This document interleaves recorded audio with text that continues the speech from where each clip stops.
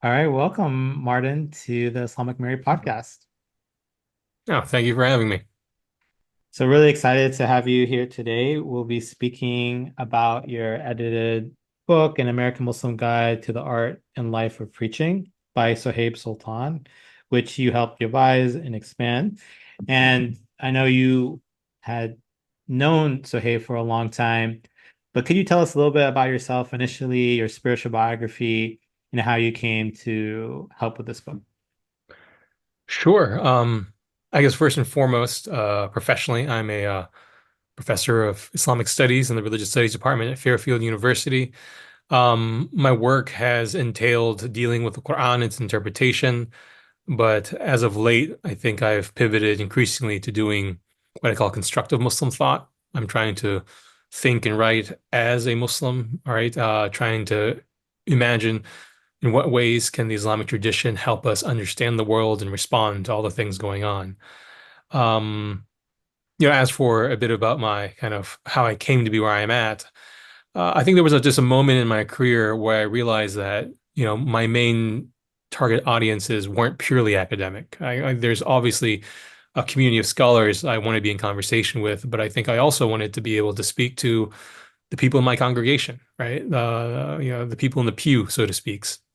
Um, and writing theology is kind of my way of addressing that, what I thought was a calling, a desire to really have to make the most of the position and the talent that I've kind of developed over the years. What's interesting is that the last book that I wrote prior to this one, Modern Muslim Theology, I make this gesture near the end of it about homiletics, right? The art of preaching, of how I think it's important that like the way that we communicate a message is just as significant, right, as the message itself, that we should be attentive to it, that there should be a poetic quality to it. So in some ways, when this opportunity came around to write a book on preaching, or to at least help a friend get his book on preaching out, I felt it was a natural outgrowth of this kind of new concern for doing more public-facing theology or doing these more kind of constructive projects. Yeah, absolutely. That's something that's always impressed me about your work is the focus on the academic, but also the community. So, and I see how theology is an important bridge between those two. Could you speak about that more about the idea of homiletics and the idea of the spoken word? So, us as academics, we often focus on publications, books, and articles, but this was really interesting to read because it focuses, as you mentioned, on the spoken word and how Yeah. the spoken word has this unique ability to move and inspire. Yeah, yeah. Yeah, well, I'll say one of my greatest frustrations with academia is the fact that we spend so much time gaining expertise, getting this doctoral training, the PhD, and we end up mimicking the mentors and scholars around us, which is not a bad thing, right? I think it's a necessary growth, but we end up speaking to a very small audience using heavily laden jargon. They're of course complex concepts, and sometimes you have to kind of create a vocabulary, a lexicon to express it. But then, who does that reach? And so homiletics, at least in my mind, right? That's it's speaking from a imagined pulpit. It's this idea of how do you address a broader audience? How do you capture their imagination? What are the ways you can kind of reach them? Um, and you just look to other arts, like spoken word, right? There's ways that it's not just what you're saying, but the cadence, the meter, the rhythm that you bring to it, the visual imagery, the choices, the stories you tell, right? All these things culminate and build to create what I think is a more captivating narrative. That yes, you can take those same complex ideas, those nuances that you want to convey, but can you actually translate that? So in some ways, homiletics, this art of preaching, is really kind of an art of translation. We have ideas, values, principles that we want to impart and share with others. How can you do that effectively?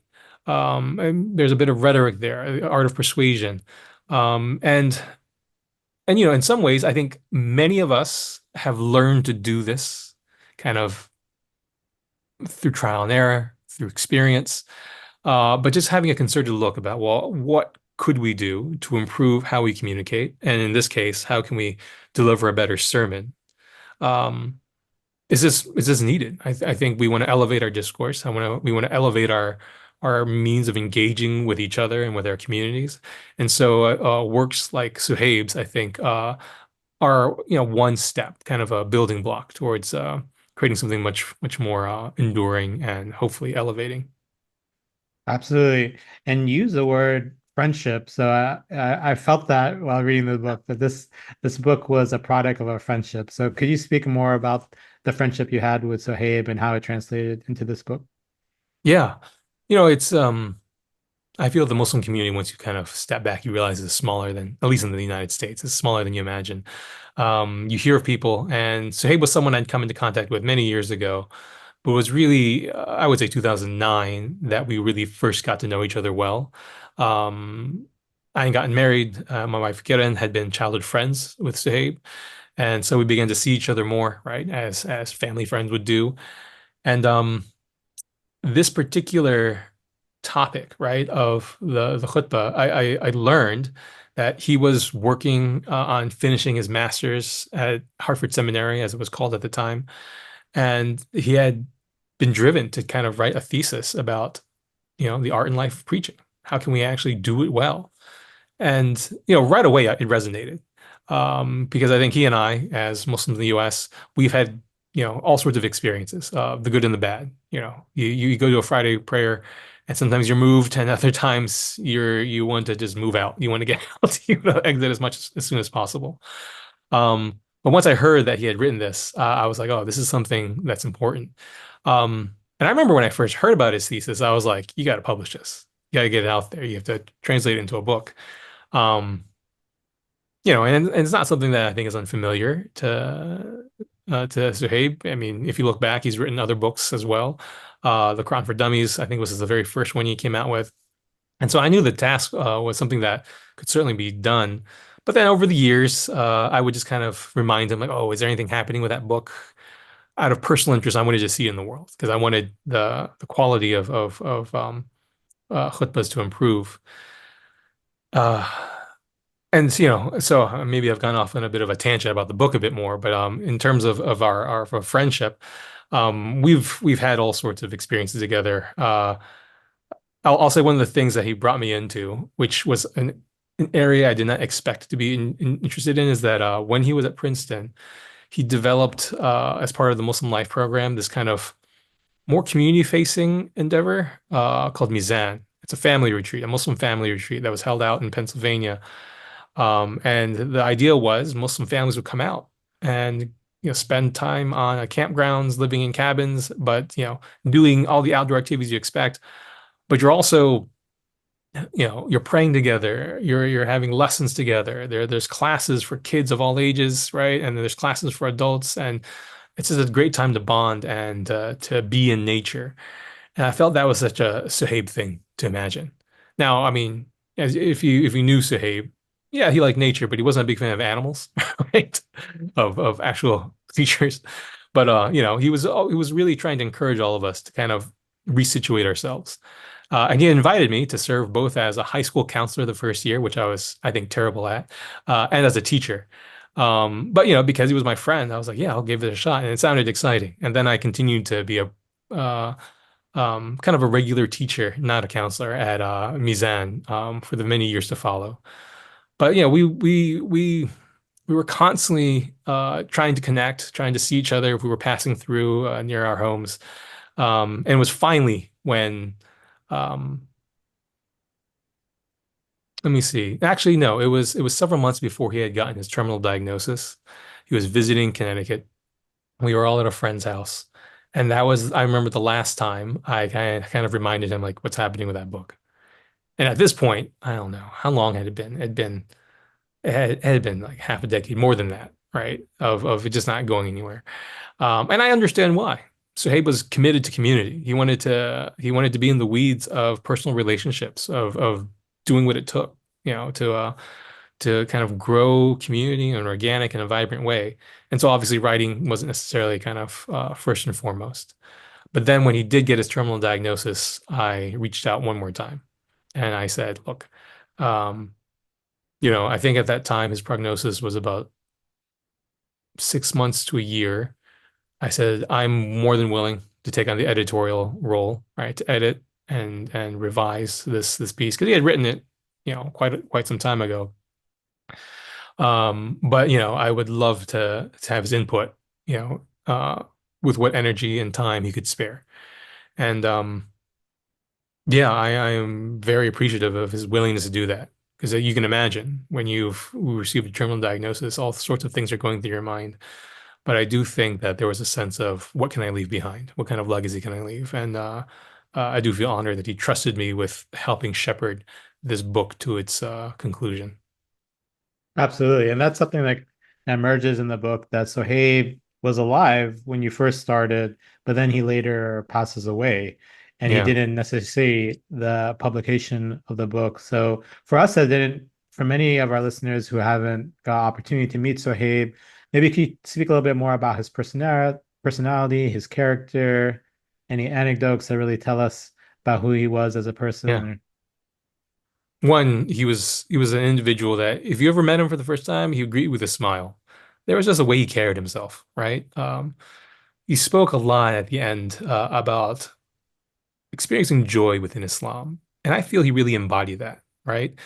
That he was just a person who was very disarming. He would always try to bring light to heaviness. But he was just a person who was literally a joy to be with. Constantly caring, more concerned about those around him rather than himself. Easygoing, but if you had an issue, he would take you aside and spend time with you to hear you out, to be in conversation, and sometimes just to be quiet and to listen. So he was a gifted chaplain, a gifted preacher, a gifted imam, um, the type of faith leader, right? Who decenters himself, right, in order to make space for you. Uh, Yeah, I mean, so many of my stories now, because I mentioned the Mizan retreat, are thinking back to those camp days. Um, it was just yeah, I think I just nothing in particular is leaping to mind except being able to sit with him, whether it's around the fire or whether it's around a ring of chairs out in nature. But I'm glad that my fond memories are of him vibrantly, right, amidst his community, just bringing us all together. Absolutely. So, in terms of the actual book, and you mentioned this or allude this, so can you speak about the process of how this book came about? Because it starts with this friendship, but then it's almost these informal conversation you had with him, and then it eventually turns into a publication while he is sick. So, yeah, tell Yeah. us more about how this book came about, the logistics. How did you work with him, the publisher, your role in particular? Yeah, yeah. To start off, I had sent him a text message, probably several weeks after he had publicly announced kind of his situation to the broader Muslim community. And he responded right away that like, yes, I want to do this. Right. But then the next step was, well, how do I get this thesis? And obviously, he had a lot on his plate.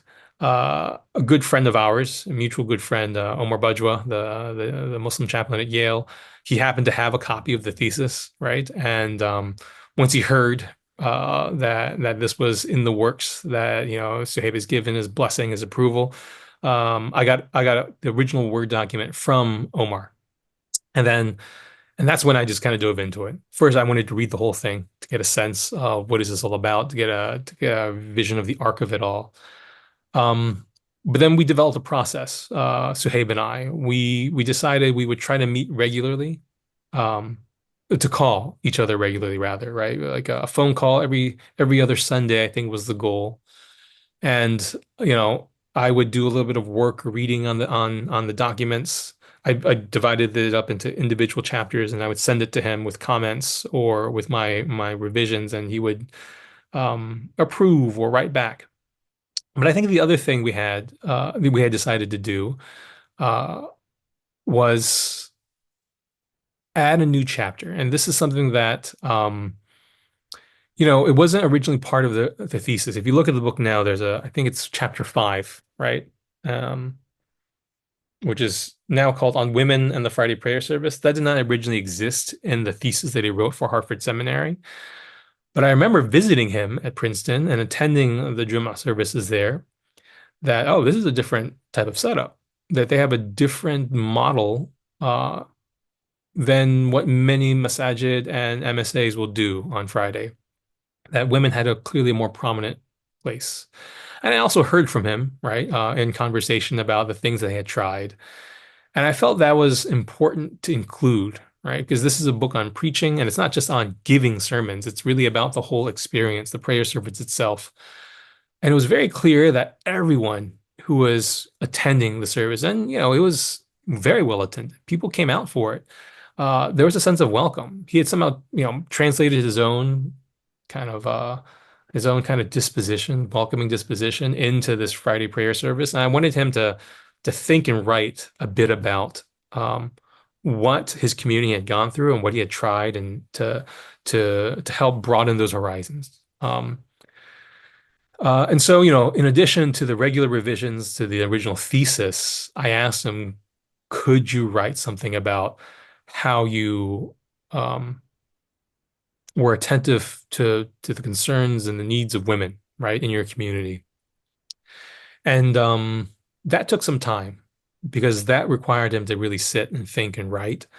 But I do remember there were two occasions where there were just these bursts of activity where he would just send me, right? Like a stream of paragraphs trying to capture the conversations that happened on the ground, students that came to him and said, well, could you do this or this or this? And then the town halls he would convene. So, there were two occasions where I got these two substantive texts, which I then had to kind of merge together. Um, those two spurts were several months apart, but I do remember the big task for me was to kind of interweave them into a coherent chapter, and also to see if I could capture his voice. By that point in time, I had revised, maybe two or three chapters. I had a good sense of his writing style, and I was trying to bring that there. I think one of the problems, a challenge, right, is we often impose our own voice. And if you read the book, the foreword and the afterword are entirely mine. But it's a very different voice than Suhaib's, which is the rest of it. Um, and so, I would I brought together a piece. Unfortunately, Suhaib didn't have the opportunity to kind of review the final product of chapter 5. But his wife Archie and other friends who knew him, who were in that community, I shared it with to say, like, is Suhaib's voice here, right? Does this sound, does it one is reflective of what actually happened in your community, the things you tried? Um, but you hear Suhaib speaking, right? Uh, and I would say, a good 75% of that written text, the core text is Suhaib's. I just tried to kind of create the transitions to make it coherent, to make it kind of hold together as one. So that chapter was a bit of a process. The other chapters were pretty straightforward, typical copy editing, just evening out style, getting references, making sure things were standard. While that's all going on too, I also realized, well, we need to secure a publisher. And I would say, again, I took on a lot of that work because I didn't, I feel like the decision of press wasn't something that Suhaib wanted to spend, you know, those last months really kind of figuring out. But I remember the two things, the two big options were in my head were, do we go with a traditional kind of Muslim press? The thing is, there are a lot of great Muslim presses out, but a lot of them are dedicated to translation. Um, where do original works get out, and what is the level of distribution? Or do we go with a non-Muslim press? And, being a regular attendee of the American Academy of Religion, if you go to the book exhibit, you realize there's university presses that publish all the scholarly books that we love to try to write. But there's also a good number again, they're academic presses, but they're there for Christian theology, Christian homiletics, for Christian ethics. But those are massive presses.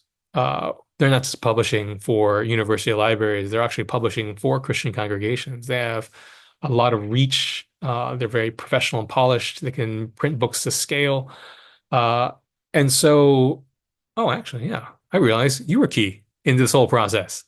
Because you were working on your Islamic Mary text, and you had mentioned to me that Fortress had been one of the presses that had been really helpful, well, receptive to the work you were doing. And, I decided to kind of check out what they published, and they had a whole preaching, kind of a homiletics division. And so I reached out to an editor there, and he very graciously said, "Send me a proposal. Tell me more about what you're doing." And so one of the last things I was able to kind of to discuss with Suhaib before he passed was Fortress Press as a potential publisher. I was hesitant because I realized if he wanted to go with a traditional Muslim press, I'd be happy to do that to pivot and move in that direction. But when I mentioned Fortress, he thought that was perfect, right? I think as a student of the chaplaincy program at Hartford Seminary, which is now Hartford International University, he had benefited from the Christian literature in his own training and formation and study. And I think there was this kind of mutual feeling that while we have, in our respective roles, benefited from the writings of Christians, whether it's on theology or preaching or what have you, perhaps our work could also be a benefit to that community. And so publishing with Fortress would provide us the ability to publish one in paperback at an accessible price, reach Muslims who were interested in the text. But maybe it also, right, in terms of its advertising, its marketing, it might reach people who are interested in interfaith working from the Christian world. Uh, and I have to say, working with Fortress was very it was a good experience all around. Had a fantastic editor. Things were quite well done and professional, and the book really was able to have quite a good amount of reach. Unfortunately, we had the contract, but I was unable to get Suhaib to sign because his condition worsened and he passed very, very quickly. Uh, but his wife Archie was able to sign on his behalf. I think that's really I was about to say that's almost the entire process. But if you look at the book, the copy I have here has an image of him on it. And so, it was after he had passed that the question of the book cover came up. And so I reached out to Archie if there might be an image that might be good to use if maybe they had taken something from their own kind of collection.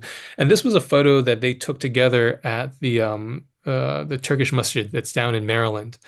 And the image of Suhaib just kind of flipping through what I think is a Quran, looking out the window, just seemed to this seemed to capture Suhaib himself, right? In this kind of contemplative pose, but also spoke to the role of the preacher, which the book was about. And so we submitted that as a possibility. And I think all parties involved, the press included, just loved that, and they designed what I think is a gorgeous cover to the book. So that I think captures a lot of the process. No, absolutely. And I think one of the things that I felt also reading the book was this idea that this wasn't, as you mentioned, a theoretical book. Like he wrote it as part of his dissertation or his thesis, but then he was active in the community and had a lot of experience with preaching himself. So as you mentioned, this book is a labor of love born from the fruits of faith, right? So Yeah. I think this idea that he had this close relationship to his community and that reflected in his scholarship and his writing. So could you speak a little bit more about the structure of the book? You already mentioned and highlighted certain aspects. So the first four chapters are his thesis, and then chapter five is which you mentioned on women and the Friday prayer service. So the first four chapters are on the purpose of preaching, on the life and character of a preacher, on the craft of sermon writing, and then on the delivery of the sermon. So I'm Yeah. curious, can you speak, yeah, about how that was structured and how you preserve Sohaib's voice within Yeah. I remember when I first was reading through the manuscript, right, of his thesis, I was just immediately struck by that second chapter, the one about kind of the character of the preacher himself, and it dawned on me that that's exactly what needed to be kind of shared, right? Because I think there's certain kind of it's a very pragmatic book. It's a practical hands-on. These are the things you need to do. These are the types of sermons you can deliver. This is how you can go about the craft of writing and developing your sermon. And then, what does it look like? The space you're giving it in, like the way that you're going to speak and deliver. Are you going to have note cards? You're going to do it off the cuff, pros and cons of all that. That's all to be expected. But when he included that second chapter, I mean, I think that's where the life in the title really gets underscored. That so much of our expectations isn't just about the message, but it's also about the person that we're turning to for guidance. So I do want to maybe make an inclusion, which helps maybe connect with the fifth chapter, is that, we're also very conscious of the gendered language of the pronouns that we were going to use. That obviously, right, when you're speaking of khatibs, you're going to be thinking of a male figure who's going to be delivering the sermon every Friday. But he's also, working in chaplaincy, Muslim chaplaincy, where men and women are working hard to provide pastoral care, religious support to their communities, and that both Muslim men and women are going to be addressing their congregation. Now, obviously, maybe not from the pulpit, but they're going to be doing so in halakas. They're going to be doing so at kind of special events, keynotes, all sorts of things, and so the guidance provided here isn't really just for the Friday prayer service, but thinking more broadly, the ways in which both Muslim men and women are faith leaders, right? People who are providing guidance and care and support. And so that element of character I thought was really instrumental. Thinking about Islam in the United States, where we're a marginalized, minoritized kind of community, the Friday prayer service strikes me as kind of one of the few touch points that a Muslim may have with their religious life. They're busy living perhaps as the only Muslim in their neighborhood, in their school, in their workplace, but attending Friday prayer, all of a sudden you're with your community.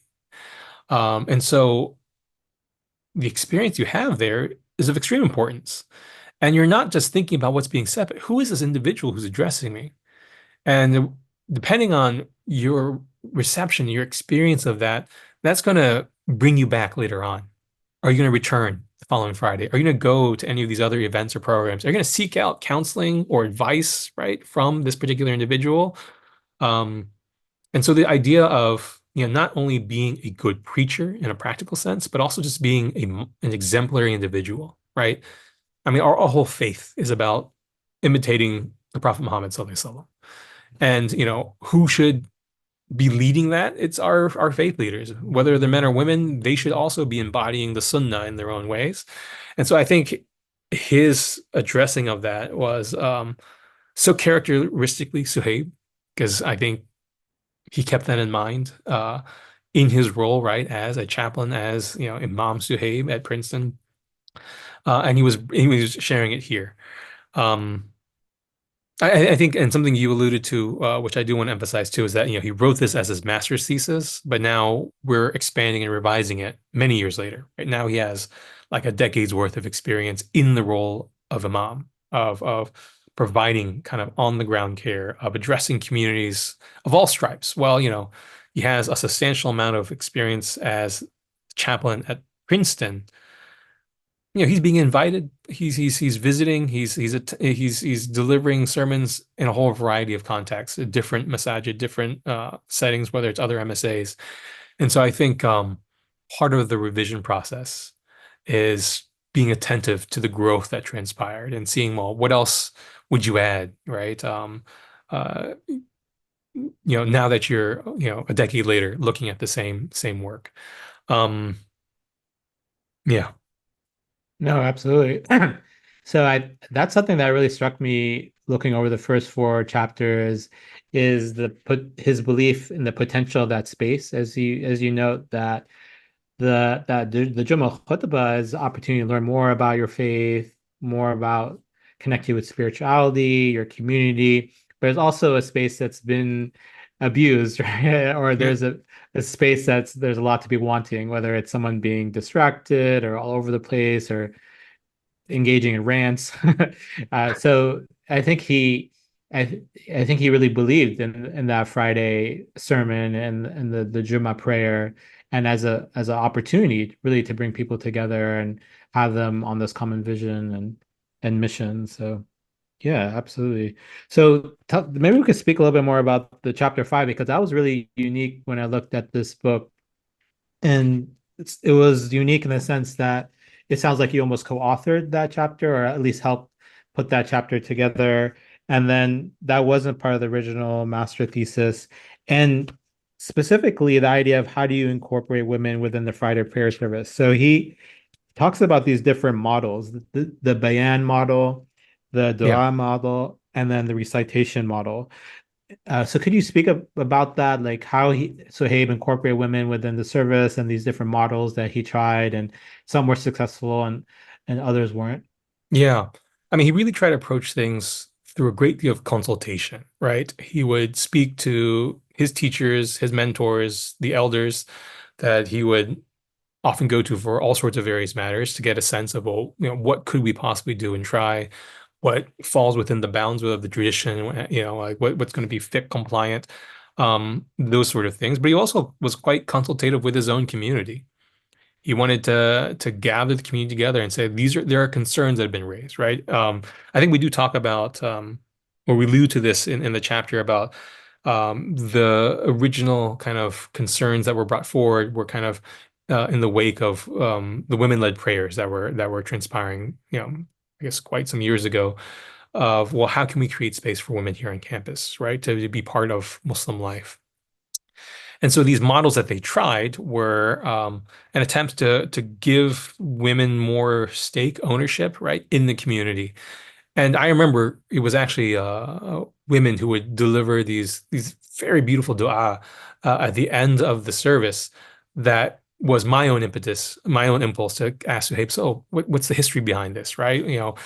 That's what I wanted him to bring into the revision of this book, an expansion of it. So it's based entirely on his own experiences, but I was trying to kind of um, just make it sound like a chapter that would fall in line with the other ones. But the Bayan model was very much this idea that you're not giving the khutbah, but you're delivering kind of religious advice prior to the actual khutbah starting. It allows women to kind of have their voice heard, to kind of share their concerns, to provide their own kind of guidance and thoughts on matters. And then there was the dua model where at the end of a service, when the whole Jummah service is completed, members of the community, a man or a woman, could actually deliver a dua almost as if they're delivering poetry, right? But they're following the model of what a dua looks like, right? To call upon God, to address whatever's happening in the world or locally or within their own community. Um, and then there was also the Quranic recitation model, having women recite Quran. And I remember he would have women at the Mizan retreat, right, reciting Quran at different points in time after the prayer services, what have you. And these three models that he shares were met with varying degrees of success. And we try to emphasize this, that what you're reading and experiencing in this book is what has worked by and large at you know in a Friday prayer service setting in a community that is based at a university, right? This is not a one size fits all solution, but by sharing these possible um, models to explore, you might hit upon something that works for your own community. I think that was the way we were trying to frame it, that, these are not necessarily solutions. In fact, the Bayan model didn't really work very well. It was met with a lot of resistance, or raised a lot of questions. But in the end, right, the dua model is something that has endured and stayed on even after he passed within the Princeton community. Which also, I guess, gets to the appendix, right? One of the things that we also wanted to include were some of the du'as that had been shared and written. And I asked Imam Suhaib, could you collect some of these pieces? And, in very short time, he was able to kind of pull from these, pull from contributions made by members of his community, these women, Archie included, that are stunning, I think, right? When you read them, they're quite moving. And we wanted to include them to show that this is really the product not just of Imam Suhaib's experiences, but like the experience of his faith community. That this is what they've developed and grown into. Um, and we also hope that, that last little appendix would also be an inspiration for people to think more consciously of, what is the dua? that how what kind of du'as do we deliver and give and share with each other? How might they look and sound? And so I think that's something that we wanted to include for that purpose. Yeah, and I love the appendix. That was something also unique about this book that was different than others I've looked at. And as you said, you really get inside view of the community and their hopes and their dreams and even their thoughts of Sohaib. They mention him, and it seems like some of these du'as were captured after he passed away. So, so Yeah. yeah, so these are, I believe, five different du'as. And as you note, they were written in almost like poetic form, and they were presented and delivered after the prayer service was completed. So, yeah, could you speak more about this? This is a really interesting and unique part of the book. Yeah, in some ways, this is where the dua meets artistry, right? Or the artistry of the dua comes forward, right? We were talking about spoken word earlier, and I really feel that, in addition to, the message, the supplications that we want to kind of incorporate into the dua, you're also delivering it in a certain way, right? In an emotive way to kind of bring the community in with you. And so, these du'as, I think, just kind of help uh, make this a more kind of it makes it a more intimate community, right? There's a way in which you're addressing the things that are on the minds of people in the congregation who are kind of lined up there. And even when you think about the formal khutbah itself, how does it end? It ends with a whole degree of supplications. And while there are ones that that we should be reciting or invoking, right, together collectively because they're Quranic, it's also an opportunity to call out, right, to call out to God for the things that are clearly on our minds now. So even the khatib should also be quite attentive to, well, what are those closing du'as that you're going to make prior to the congregational prayer itself. Um, yeah, and I think it's something that I would love to see du'as have a more prominent role in Muslim life in the US, right? That, just as we have Quranic recitation that kind of opens up many of our gatherings and events, how beautiful would it be to have du'as maybe close things out, right? And it just, again, it kind of allows more people in the community to actually feel a sense of ownership that yes, I have a voice as well.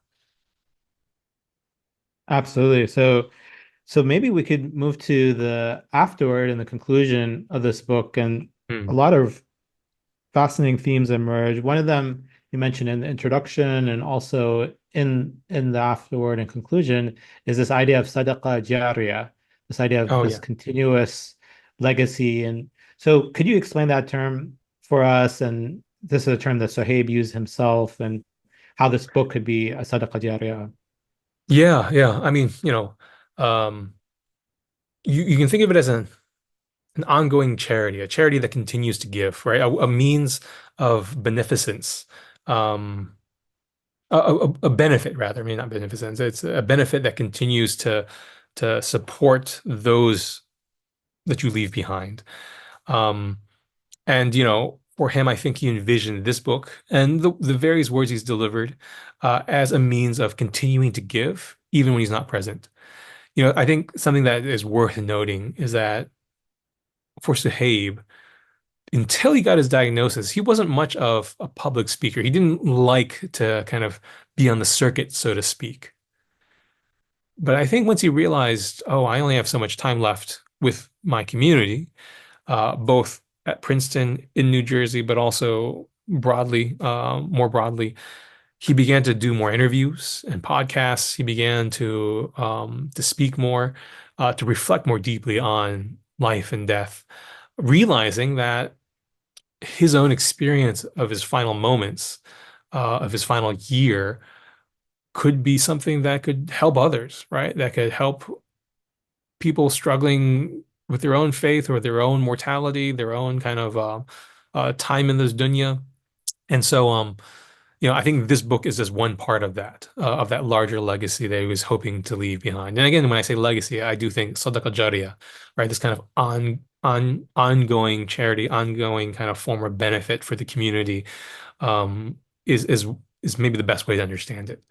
that, I hope that generations from now that people will continue to look at this book as significant, or at the very least that this book has inspired others to produce kind of a whole library of literature on Muslim homiletics, on the art of preaching, on on the life of the preacher, so that you know, so that one day we look back and think, oh wow, Friday prayer is something I constantly look forward to, and it's because that there's this cumulative building of a culture of quality sermons and services and what have you.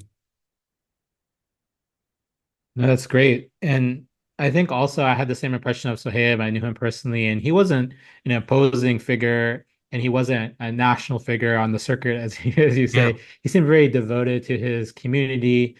But this is fascinating that he, in his last year of his life, he wanted to leave something not just only for his community, but for other people in different places and times. So, and you mentioned this beautiful idea of a gift. Mhm. So we talk about this idea of sadaqah jariyah, of this perpetual charity, but then you conclude the book talking about how this book is a gift, and you say very poetically, accept this book then as it was intended as an ongoing gift. It is a gift to all those who Sohaib knew, a gift to all those he did not yet come to know, and a gift for all those yet to come. So Mm. many things have emerged in this like interview, whether it's friendship or perpetual charity, but you end with this idea of a gift. So could you expand a little bit more on that?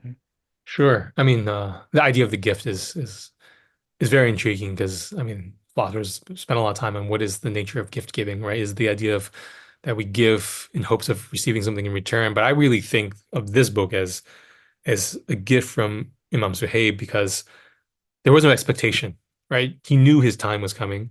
He was going to be returning to his Lord, and he just wanted to give this almost without any expectation of reciprocity. He just wanted to see its benefits blossom, right?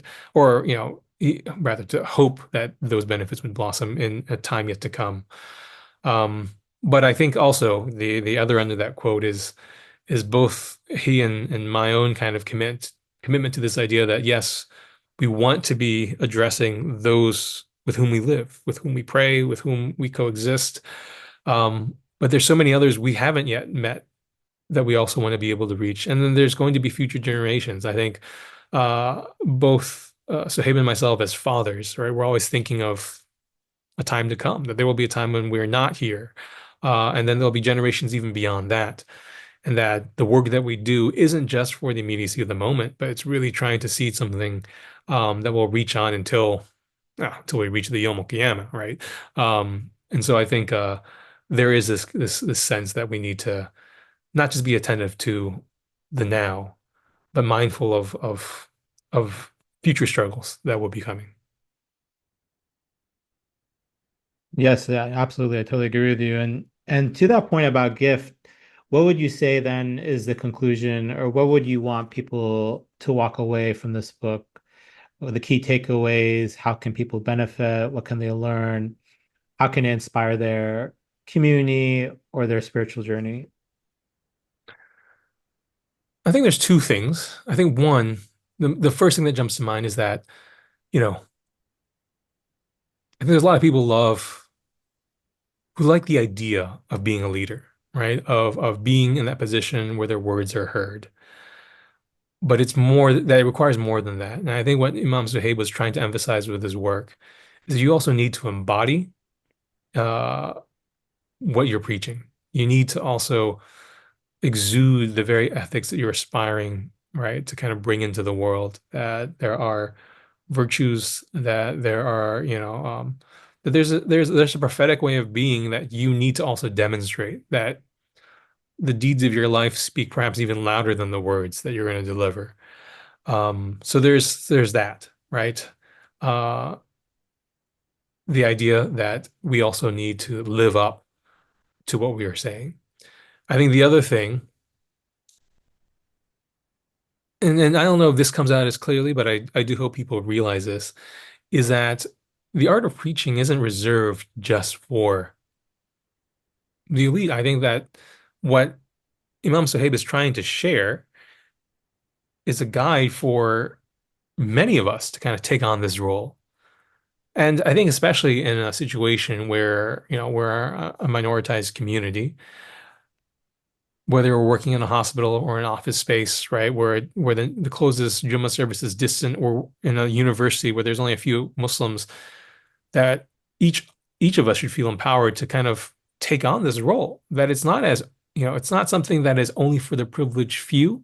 I mean, if you take on the role, then treat it with the respect it deserves, but that you can, right, with practice, with mindfulness, consideration, you also can deliver a religious message, whether it's in a sermon or whether it's in your own faith community, that it's not so far off.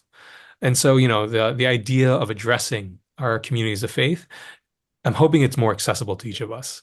That again, it's kind of a tight bind, right? Because the khutbah is such a bounded space, and yet as Muslims, we find ourselves in all sorts of situations where we're speaking about matters of the religion, whether it's interfaith or internal. That we should, there are a lot of lessons that we can glean from Suhaib's wisdom about doing that, whether it's about preparing your remarks or whether it's about being attentive to the aesthetics of the space that you're going to be in. It's not just about the Jummah service. It's part of our everyday in a manner of speaking. Yeah, that's a great point. And as I even look at the title again, it's not just an art or a guide for preachers. It's, as you kind of note, the art and life of preaching. So preaching, it seems like could be done by anyone, and it could be more open and less elitist and more democratized and so forth. So yeah. So was there anything else you would want to share with us regarding this book, your relationship with Sohaib, or anything that you would want a reader or someone even listening to this podcast to take away? Good question. I would hope that if people are inspired to pick up this book, to read it with an open mind, right? Realizing that the situation, the context you're in may call for a different array of lessons to be drawn from this, or maybe a different approach altogether. Um, and that if anything, right, maybe this will inspire you to write your own kind of a guide, right, or maybe a manual of some sort, right, that I think we each have something to say. It's just a matter of finding the best way of doing it. And for those of us who are drawn into kind of those uh, positions of public speaking, where faith is at the core of the message being delivered, that that Suhaib has given us a beautiful model to follow, but that we should also be developing our own models based upon who we are and where we're from and who we live with. Wonderful. Thanks so much, Martin, for joining the podcast.